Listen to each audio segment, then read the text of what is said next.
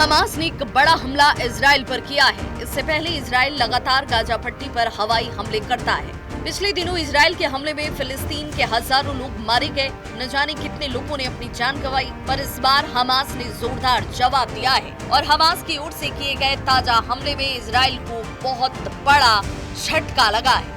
ये साल का सबसे बड़ा हमला माना जा रहा है। जो सूचना सामने आई है उसके मुताबिक देर रात हमास की ओर से खतरनाक रॉकेट फायर किए गए। सबसे बड़ी बात ये कि जो रॉकेट फायर किए गए वो बहुत कम समय में एक साथ कई मारक फायर कर सकता है। हमास की ओर से इससे पहले भी एक साथ कई रॉकेट फायर किए गए। आधे से ज्यादा रॉकेट इजराइल में सटीक ठिकानों पर गिरे। जिन ठिकानों पर हमास ने निशाना साधा वो पूरी तरह से बर्बाद हो गए। इजराइल का एयर डिफेंस सिस्टम एक बार फिर पूरी तरह से फेल नजर आया।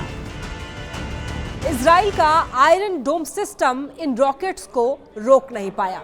इजराइल की ओर से कहा गया कि कई जगह रॉकेट्स गिरे हैं और जिसकी वजह से भारी तबाही मची है और इसकी तस्वीरें, इन हमलों की तस्वीरें सोशल मीडिया पर छाई हुई हैं।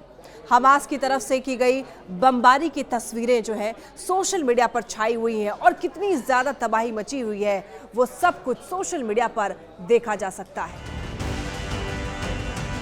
इन रॉकेट्स अपार्टमेंट और बिल्डिंग पर गिरते हुए दिखाई दिए। हमास की ताजा बमबारी में इजराइल को जबरदस्त नुकसान पहुंचा है।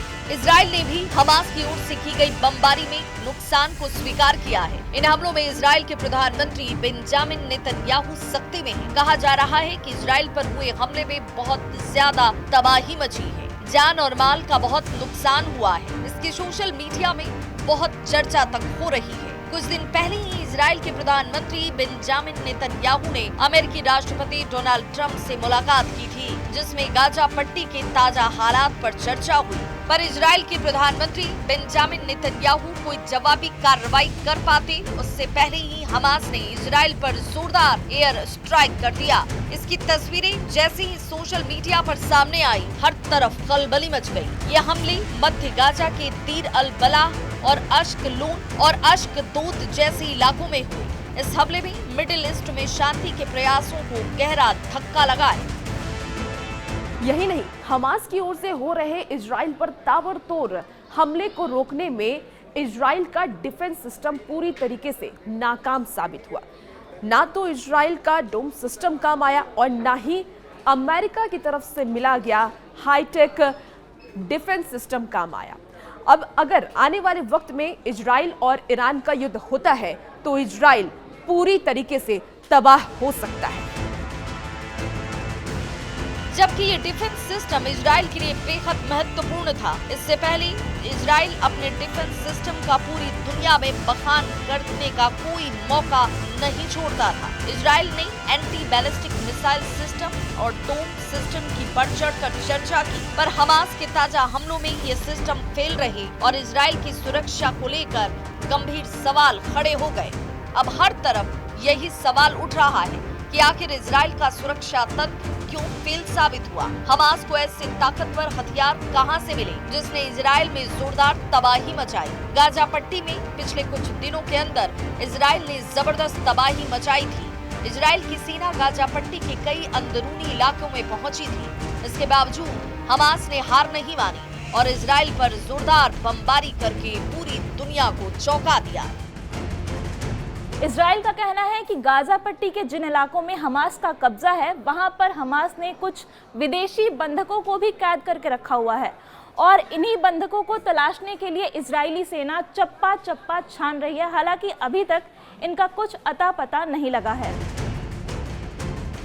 ये भी कहा जा रहा है कि ईरान की ओर से हमास के अल कासिम ब्रिगेड के पास लगातार गोला बारूद की सप्लाई हो रही है। इन हमलों ने साफ संकेत दिया कि हमास झुकने को तैयार नहीं है। हमास ने ये कह दिया है कि इजराइल लगातार हमले करता रहा तो बंधकों की सही सलामत वापसी पर कोई वादा वो नहीं कर सकता है।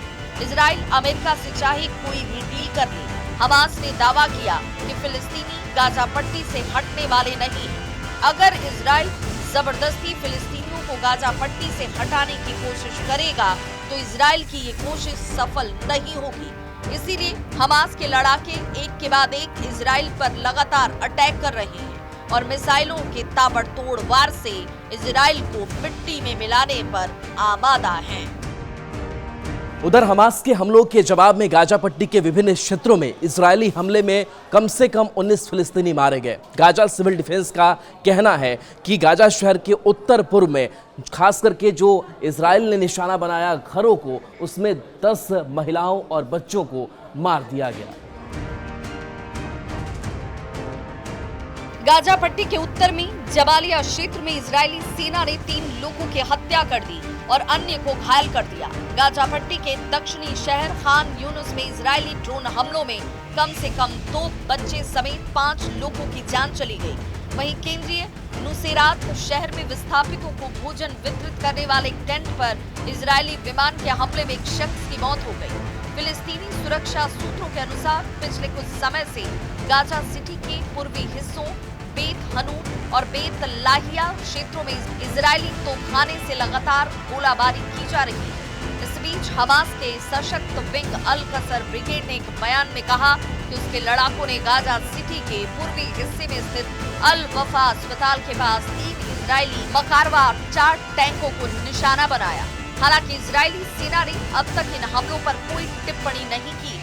इजरायल रक्षा बल ने कहा कि गाजा पट्टी में फिर से शुरू किए गए अभियान के तहत हमास के राजनीतिक ब्यूरो के कुल 11 वरिष्ठ अधिकारी मारे जा चुके हैं। फिर से शुरू किए गए अभियानों में अब तक वायुसेना के 350 लड़ाकू विमानों और लगभग 1200 आतंकी ठिकानों पर हवाई हमले किए गए। 100 से अधिक लक्ष्य सटीक हमलों में नष्ट किए गए और गाजा पट्टी में आतंकी संगठनों के सैकड़ों आतंकियों व सैन्य कमांडरों को मार गिराया गया है।